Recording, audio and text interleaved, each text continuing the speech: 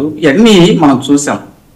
అధికారం కోల్పోగానే ఏదో గీతోపదేశం జరిగినట్టు లేదండి మేము శుద్ధపూసల్లాగా మారిపోయాము అని చెప్పటం అది ప్రేక్షకులు వింటున్నారండి, నవ్వుతున్నారు బయట ప్రేక్షకులు. నేను ఏమంటానంటే రాజకీయాల్లో హుందాతనం ఉండాలి. మేము చాలా సందర్భాల్లో మాట్లాడాం. ఇందాక శ్రీకాంత్ గారు చెప్పుకుంటూ వచ్చారు. చంద్రబాబు నాయుడు గారు, పవన్ కళ్యాణ్ గారు, లోకేష్ గారు నడిచి వస్తా ఉంటే జగన్మోహన్ రెడ్డి గారు కింద కూర్చొని ఏదో వాళ్ళని అభ్యర్థించే విధంగా పోస్ట్ పెట్టారు. లోకేష్ గారు స్పందించి ఏ కావచ్చు, ఆర్టిఫిషియల్ కావచ్చు, ఇంకోటి కావచ్చు అండి, క్రియేట్ చేసింది కావచ్చు. లోకేష్ గారు స్పందించి ఒకటే అన్నారు, ఇటువంటి దుశ్చర్యలు కరెక్ట్ అయిన పద్ధతి కాదు, ఎవరిని కూడా మనం వ్యక్తిత్వ హననం చేయకూడదు. ఇటువంటి పోస్టులు ఎవరైనా దయచేసి మా తెలుగుదేశం పార్టీ కార్యకర్తలు కానీ నాయకులు కానీ ఎవరన్నా కానీ ఇటువంటి పెట్టుంటే దయచేసి రెండోసారి ఇటువంటి పోస్టులు పెట్టొద్దు, దీని మీద నేను సీరియస్ యాక్షన్ తీసుకుంటానన్నారు.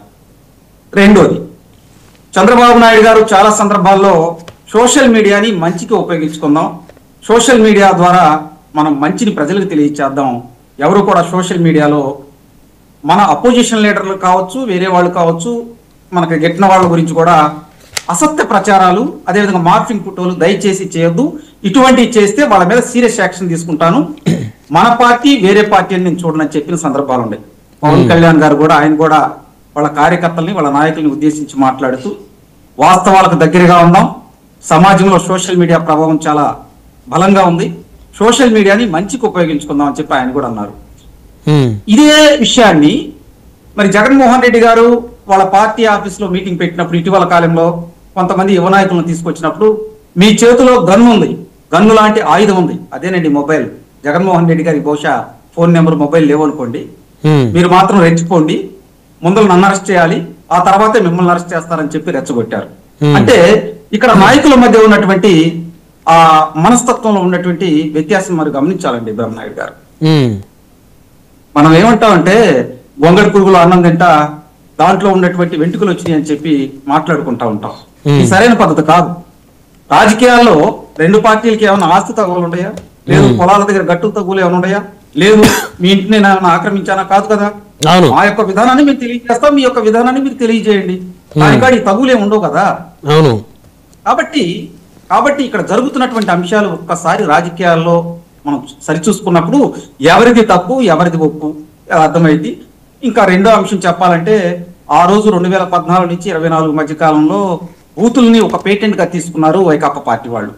చాలా సందర్భాలు ఇష్టం వచ్చినట్టు మాట్లాడారు, కానీ ఏ రోజు కూడా మా అధినాయకులు అట్లా అనలేదే, మీరు బూతులు మాట్లాడండి, మీరు బూతులు తిట్టండి అని చెప్పి చెప్పలేదే. అంటే వాళ్ళ అధినాయకుడు కూడా చెప్పలేదు తిట్టమని. అయితే అంటే బయటగా మంచి పాయింట్ వేశారు, వాళ్ళ అధినాయకుడు చెప్పలా, కానీ వాళ్ళ అధినాయకుడు పుషింగ్ ఇచ్చారు కదా, అసెంబ్లీ దగ్గర నుంచి బయట దాకా పుషింగ్ ఇచ్చారు కదండి. ఈ రోజు ఆ పరిణామాలు లేవు కదా. నేను ఏమంటానంటే జస్ట్ అండి 1 మంత్ బ్యాక్ జగన్మోహన్ రెడ్డి గారు వాళ్ళ నాయకులకి శిక్షణా కార్యక్రమం పెట్టాడండి. TNSF విభాగంలో విద్యార్థులకి, అదేవిధంగా వాళ్ళ యూత్ విభాగం అభ్యర్థులకు పెట్టారు. పెట్టినప్పుడు మీ ఇష్టం రెచ్చిపోండి అన్నారా లేదా? సజ్జల రామకృష్ణారెడ్డి గారు అన్నారా లేదా? మా విధానాలు అవి కాదండి, మా విధానాలు అవి కాదు.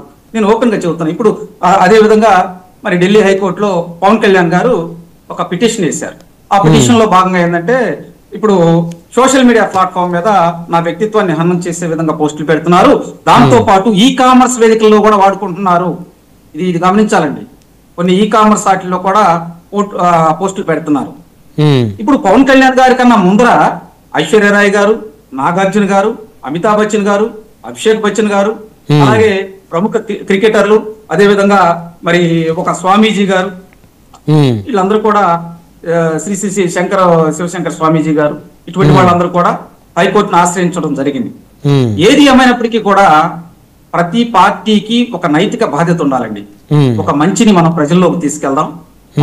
మన పార్టీ సిద్ధాంతాలు ఉంటే మన పార్టీ సిద్ధాంతాలు, లేదా ప్రభుత్వంలో ఉండేటువంటి ఏదన్నా మీకు ఇబ్బందికరమైనటువంటి అంశాలు ఉంటే తెలియజేయండి, తప్పులేదు.